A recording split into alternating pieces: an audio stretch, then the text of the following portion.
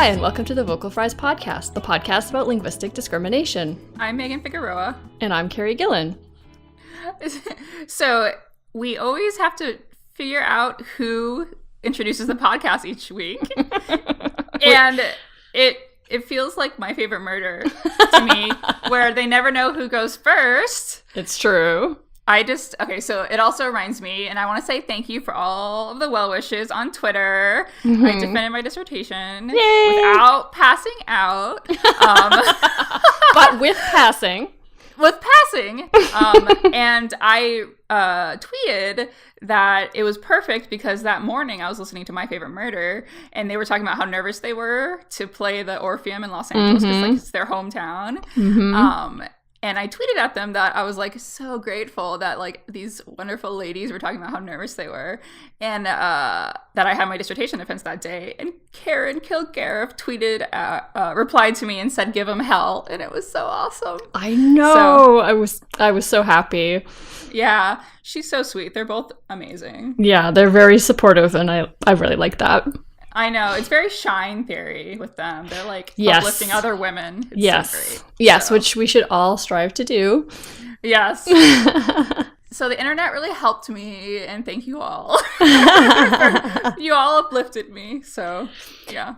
That also reminds me, we got an email a few weeks ago now, I think, from Olivia James, who... is one of the co-hosts of Super Serious Social Justice Podcast, which you should also all listen to.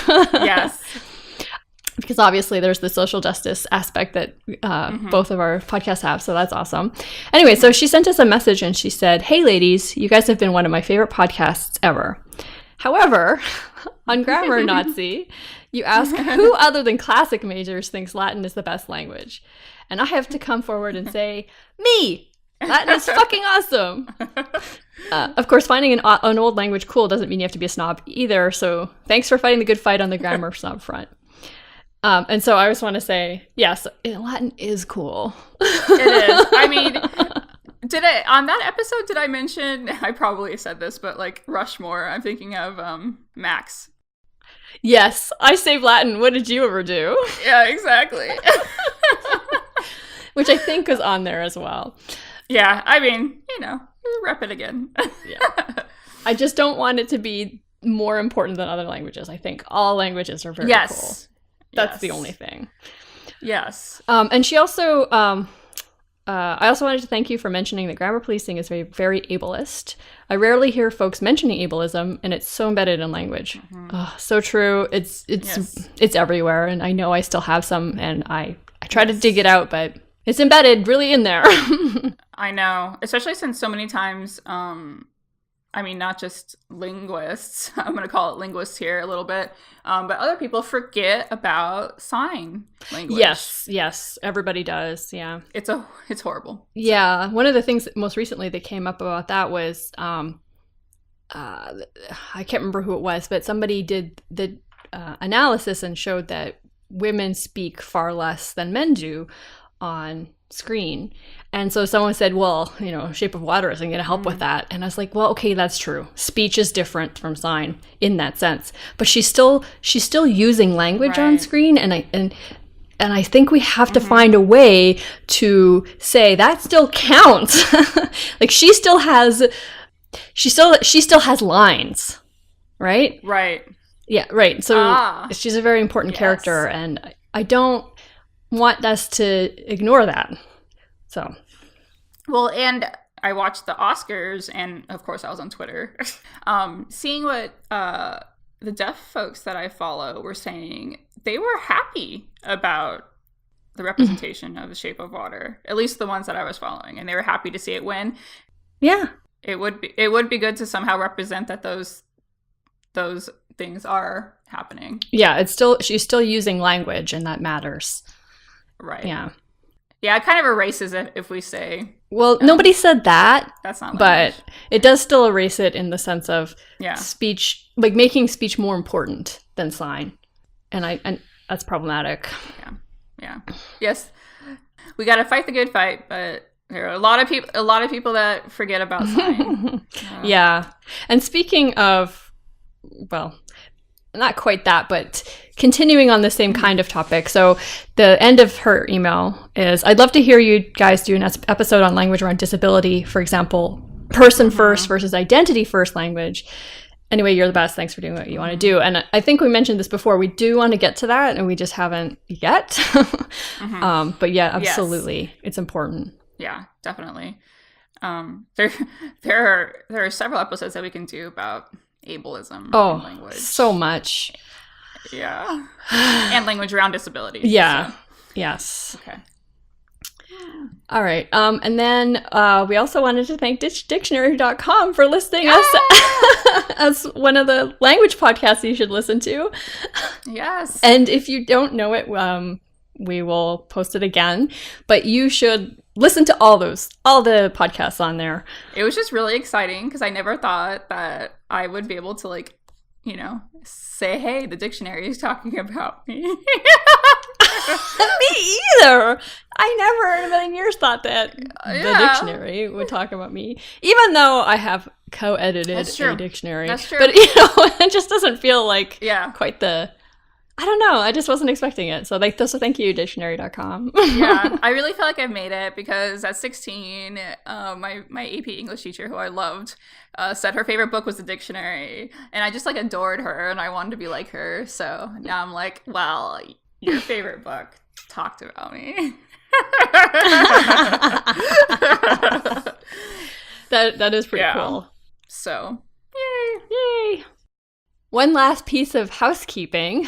We're going to have a bonus episode for March, and it will be on Mr. Doesn't Have an Accent, Mike Rogers, and how problematic that is. I'm sure you can guess part of what we're going to say, but you know, if you're interested, you can get that by becoming a patron at the $5 a month level. Yeah, it's pretty much going to be like nerdrage.com. Speaking of, that's what this whole episode is. It's nerd raging for like 30 minutes. There's a lot of me sighing. And like an excessive amount of me not sighing. Not just sighing. Heavy sighing. Yes. I know. And then me being flustered and not knowing what to say. Just too many feelings. Well, boiling. Yes. And, I don't know.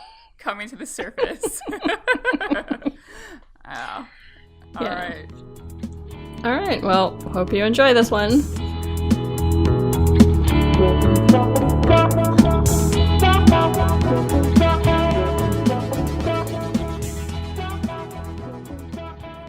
Hello. Okay. Nerd rage, right? Yes. Yes. This episode is going to be nothing but nerd rage. Yep. And now I'm like, now this reminds me of the thing that was going around, the ModCloth shirt called the podcast co-host shirt. Mm-hmm. And thinking about how it was sleeveless, just enough fabric. Or lack of fabric so that you could just gesticulate widely. That's what it's for. With your nerd rage. Everyone was complaining about it, but I was like, but it's kind of a cute shirt. Cute shirt, yeah. I mean, they have some ridiculous names for their clothes. Yeah. Yes. So. And they always have. Right from when they first started, so. Yeah. So, calling it a co-host, a podcast co-host shirt, they were just like, what should we call this one? And that came up. Well, one reason why I actually kind of liked it was because that means they think women are podcasters, which is kind of nice because that's not the stereotype. That's true. That's a good point. So I didn't hate on it at all. Yeah. But what I really think is they need like a podcast co-host, like sweatshirt or like... Yeah, I know. Something really comfy. It's true. I mean, you know, you can wear your pajamas when you're podcasting. And yeah. You don't have to be wearing such cute clothes. But I still liked it. Yeah. Well, yeah, so today we're talking about this Time article that kept being sent to us. Mm-hmm. And I just wanted to say that actually it's kind of an old article from the Muse from 2015. Mm-hmm. And I'm pretty sure this is a list of words that I was asked to speak about for the list, the TV show. So I've already spoken about this list before, but I think we need to speak about it together. Yeah, and I realize now that, I mean, the fact that this was from 2015 and that Time can just like retweet it or up it again speaks volumes. This is just a thing, like, people are clicking on this. Yes, right? It's total clickbait. Yeah, like, I mean, the people that shared it with us on Twitter, of course, were like, look how ridiculous this is. But there are other people on Twitter sharing it like, people should listen to this, or, you know, like, there are legitimate people out there that are like, will read this and be like, okay, wow, I shouldn't use these words anymore. Yeah, people take it seriously. Yeah. I mean, who is this person who wrote this list? Jenny Haskamp. Who is she? Why is she an expert to you? Right. Nothing wrong with her, but, you know, yeah. she's not a language expert any more than most people are, so why take her more seriously than us, who actually are? Exactly. Literally experts on language. Thank you. I mean, if you're going to listen to other people about stuff, make sure they actually are experts of what they're talking about. And even then, you should still obviously take things, you know, somewhat skeptically. Make sure that you're not just taking what everyone says verbatim, right? Like, think for yourself, but anyway. Yes.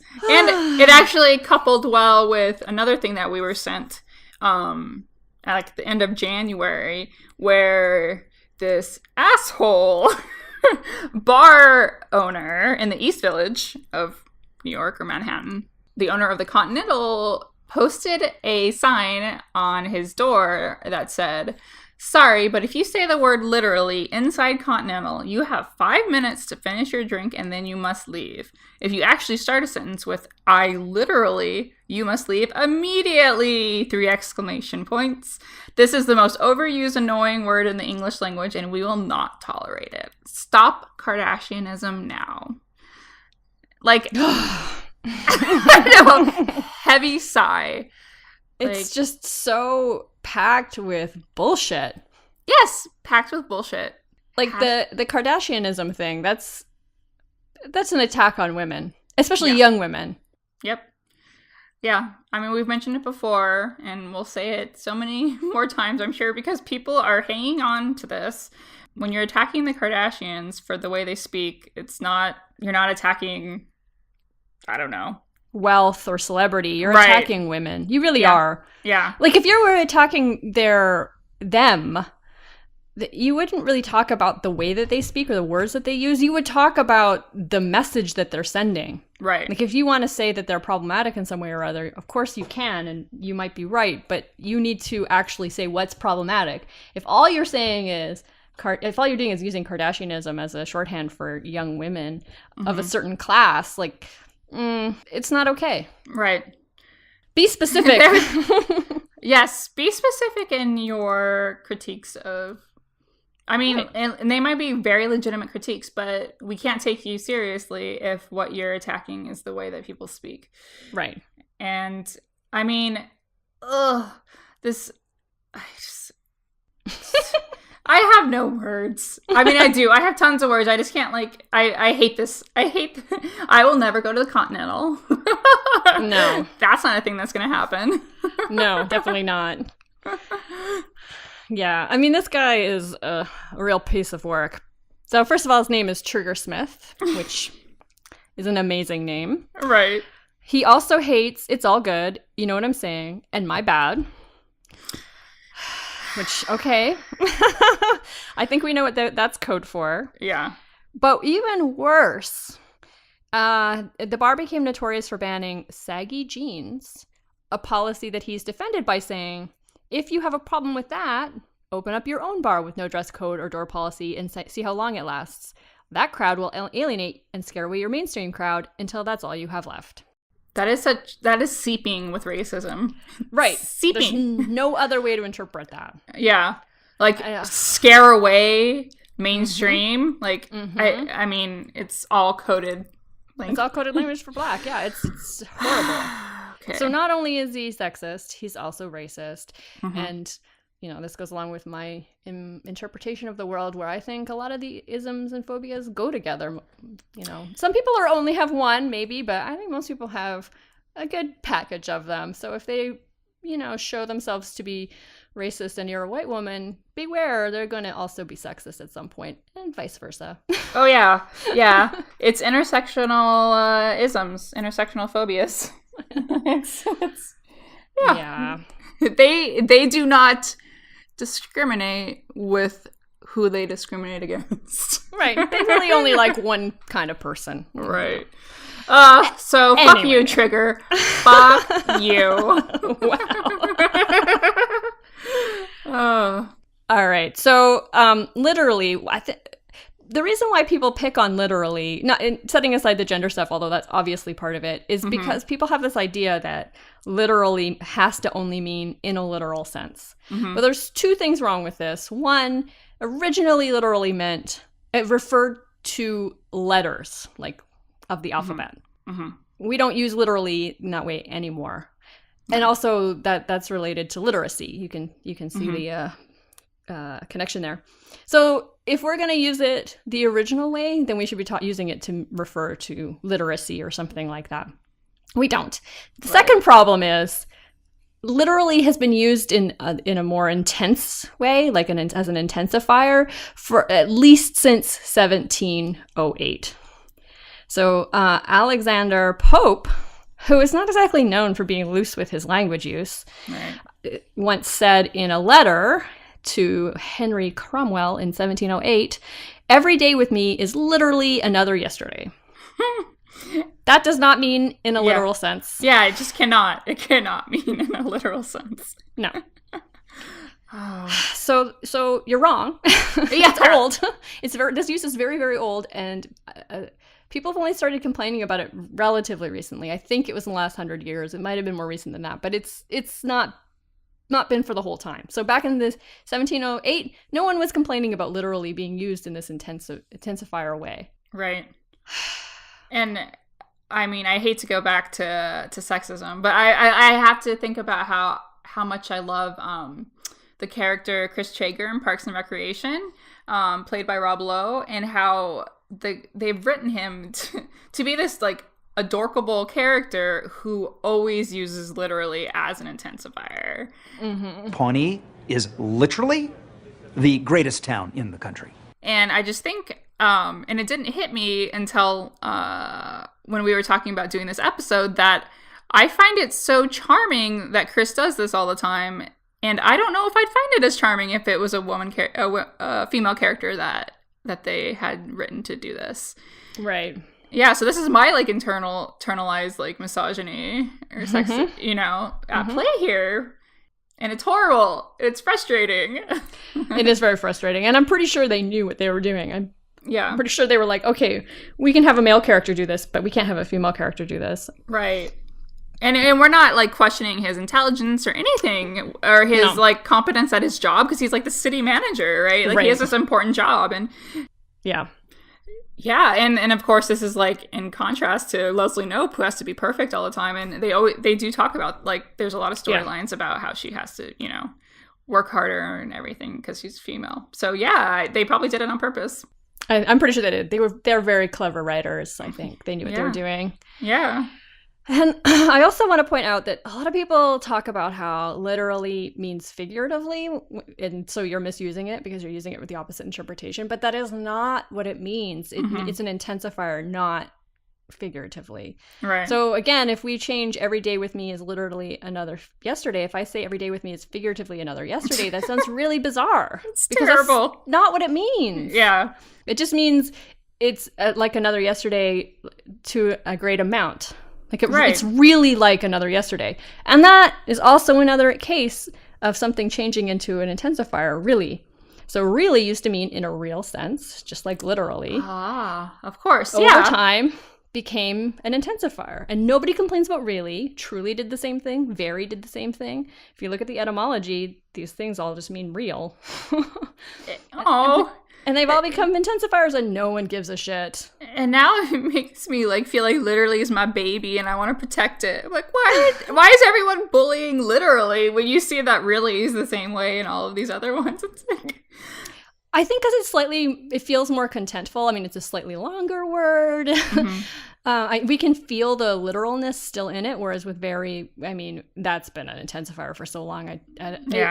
We don't really think about ver as like real, but That's real true. we should. So real we really should, and we don't. So anyway, but is it like veritas? Like, is that what very like that kind of is that related? yeah, that's to where it it comes from. Oh, what? See, I don't see that immediately.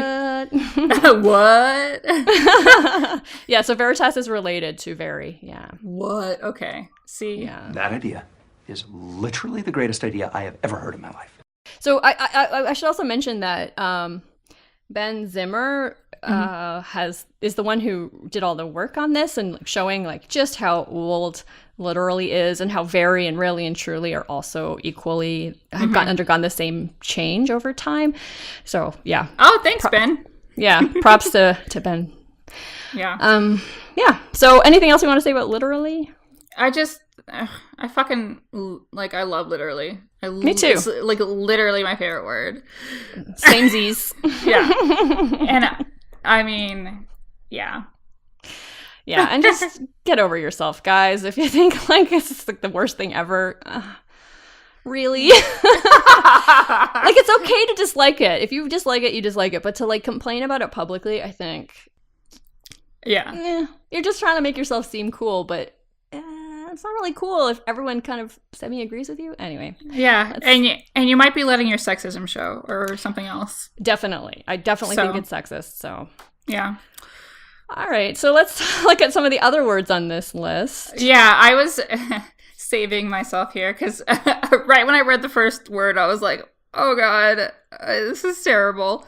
That is a useful word, and there are two different that's. And so which that are you talking about? And both of them have uses. And guess what? She probably doesn't know because she's probably not an expert on language.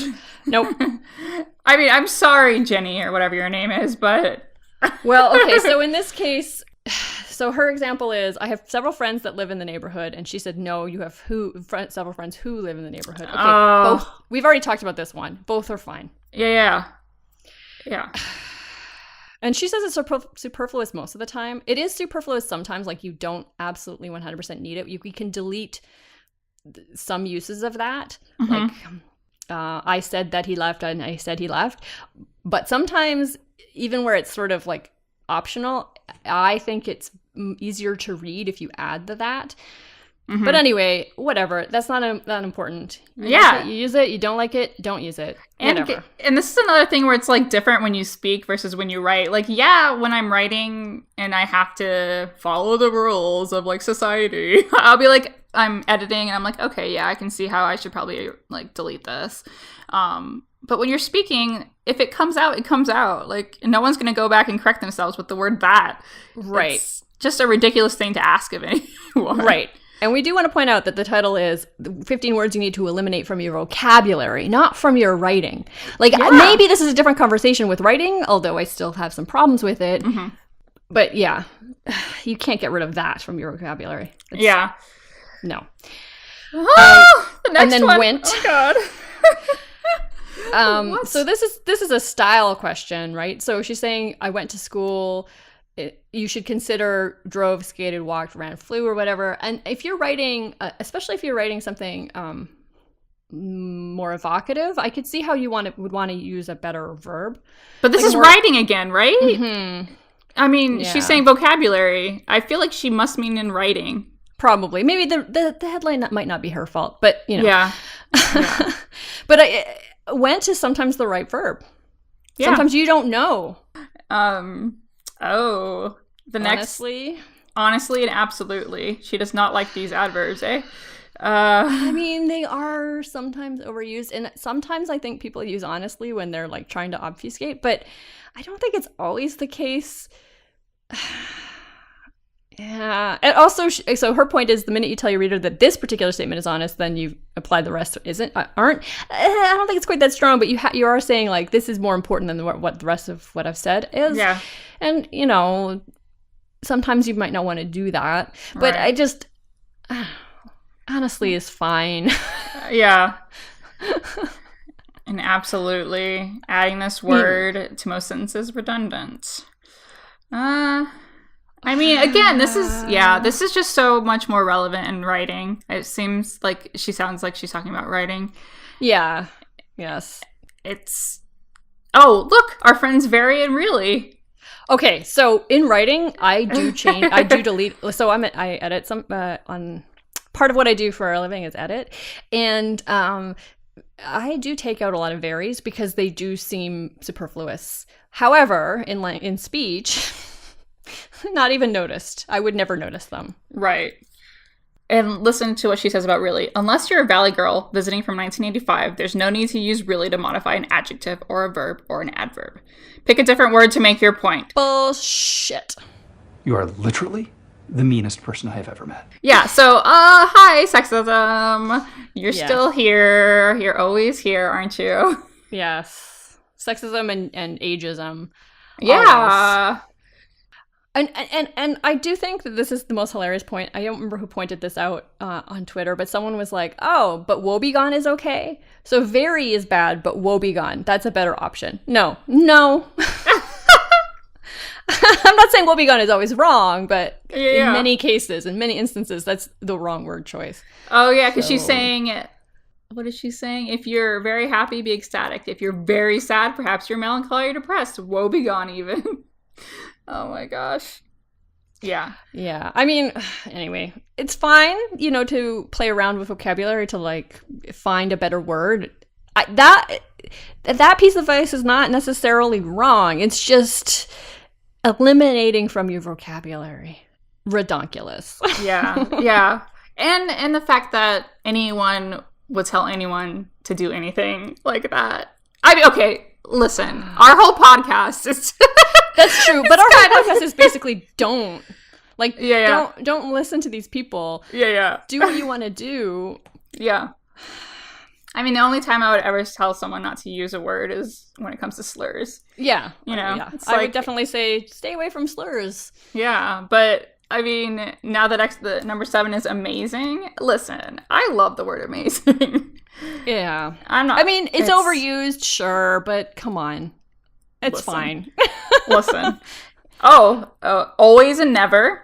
Okay, she doesn't like those. That makes no sense because sometimes you really need to say this never happens or this always happens. Now, often people use it when that's not true. It's true. But it's sometimes true, and so you have to use them, and you should not be eliminating these very important words. Haha, very. From your vocabulary. Right. Oh, there's literally's number 10. I'm surprised it's not number 1. Yeah. We've already talked about that, and we could talk about it for ages. So if you want to hear us talk about it more, just let us know, because I know there's so much more to be said, and I can just talk about how much I love it. I could give you more examples from literature where literally is used as an intensifier, not as figuratively. And I use it as both. Oh yeah, of course we use it. We use literally. Of course we do. But it's always had these two it's had these two meanings since 1708 at the very least, side by side. Because words do that. Words often have more than one meaning, and we don't really worry about it that much. Right. Okay, so the word just, she describes it as a filler word, which is true for some instances of just. Mm-hmm. But it's not always the case that it's a filler. Well, she does say if you're using it as a synonym for equitable, fair, even-handed, or impartial, then you can use it, but otherwise you shouldn't use it. And I do think that just can be overused, again, in writing. In speech, it doesn't matter. But in writing, it can be. And again, I will sometimes edit those out because they don't really help. But again, you can't eliminate it. And I just keep making the same point over and over again, so I will stop. That literally went on forever. I thought you were never going to stop talking. Okay, so we have number 12 is maybe, 13 is stuff, 14 is things. Stuff and things, listen, sometimes I just, again, same point. I'm not going to get rid of saying stuff and things well, I'm speaking, it's a ridiculous thing. And yes, when you're writing, if you go back to like your English class in high school, of course your teacher is going to be like circling it and say like, use another word, use what you are talking about or whatever. But yeah, most of the time you do want to have a better, more evocative word. But again, yeah, it's fine. And I forgot to mention with Just, the only people who get picked on for that are women. I was going to say, I use Just a lot to ask for things. And I realize that, I mean, it's kind of hedging, or I'm like, when I need to ask for something, I like to soften it. And it's because of how we as a society want women to be. I mean... And what's wrong with being nice when we ask a question? Yeah, I mean... There's nothing wrong with that. Right. So like, yeah, sure, we socialize women to be nicer, and sometimes that's bad, but in this case, I just don't think that's bad. Right. Men should be more like women in this case. Yeah. Yeah, everyone should be more like women. in this case. instance. Yeah. I don't want to say across the board, because there are some things that we are socialized to do that I think are problematic, but it's true. I don't think like asking in a nice way is bad. Yeah. Yeah. Anyway. So the last one is irregardless. Which is always a fun one. Yeah, I mean, I just think it's a fun word, and I will use it sometimes. I mean, obviously, you wouldn't use it in a formal setting. Well, unless the whole point was to talk about words that are constructed differently than we might expect. Right. But people complain about it because regardless and irregardless mean the same thing. But there are so many examples of this in English. So, for example, flammable and inflammable mean the exact same thing. So... if your complaint is, well, irregardless is redundant, well, so is inflammable. So, yeah. And? Also, she says this about it. This doesn't mean what you think it means, Hefe. Which is really weird to me that she decided to all of a sudden code mix here and say Hefe instead of boss. Well, I would think this doesn't mean what you think it means. Boss would sound kind of weird. So you can't, it's not a... She would have to say something like, I don't know, homie, or I don't even know. What would be a closer equivalent? Because it's like, I don't know. It's you're right. It's weird that she borrows a word from Spanish. Yeah. To I don't know what, bond herself to the reader. Yeah, I have no idea what she's trying to do there. Because I don't know enough about her to know why she would use a Spanish word there. I mean, she might be a Spanish speaker. I really don't know, but it does feel a little like pandering. But in a weird way. Who? I know. To who? That's the thing. Like, maybe pandering's even the wrong word, because it's like, I don't know. I just don't understand.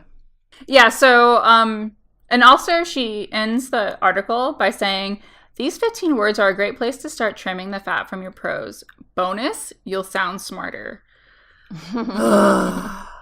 So I mean, okay, with the stuff and things, if you use better nouns, like nouns that actually describe what you're talking about, then yeah, of course that's going to make you sound smarter, but I don't know. But the idea that, I mean, it's problematic to me that there's this idea that the words that we choose to use define whether we're smart or not. I mean, that goes back to so many isms, right? It's true, but she does say sound smarter, not makes you smarter. Right. And this is all about presenting yourself to a public. And when you present yourself in a certain way, then yeah, certain people are going to judge you. So basically what she's telling you implicitly is you will be judged if you use these words, which is true. Yeah. That part is true. Yeah. But she like doesn't want to offer up any like statement that's like, even though it's fucking unfair, right, you're going to sound smarter if you use these words and get rid of these, or you'll sound smarter if you don't use these 15 words. Right. So unless people are like, you know, couching things in terms of like, oh, there's systemic reasons why we don't like these 15 words, so maybe get rid of them and you'll sound smarter. I'm like, goodbye. Right. No, you absolutely have to make explicit what is going on, and she doesn't do that because she buys into it. Exactly. Yeah. So I think that's the biggest problem I have with these 15 words kind of lists, and they come up all the time, and it's always by people that do buy into it. It's not and no one ever asks a linguist. No. Well, except for the list. So thank you, the list, for asking me. Yeah.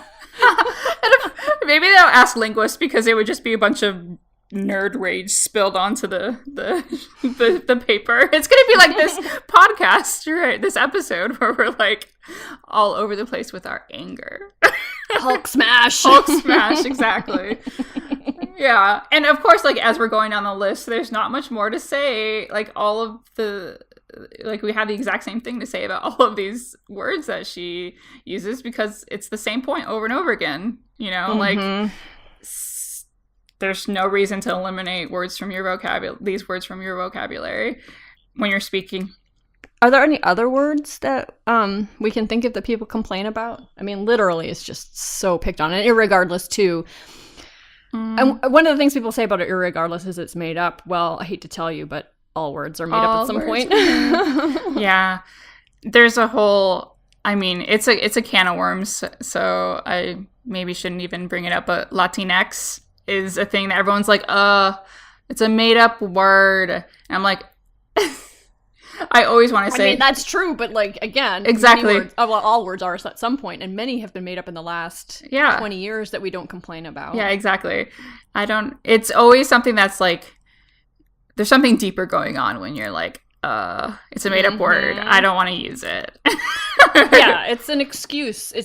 You don't want to actually directly attack what you want to attack because you know that will make you look like a shitty human being. So instead you attack the word or the language that the person uses because then you can be sneaky about it. But we see you. We see what you're doing. Yeah, and this is a huge problem for singular they.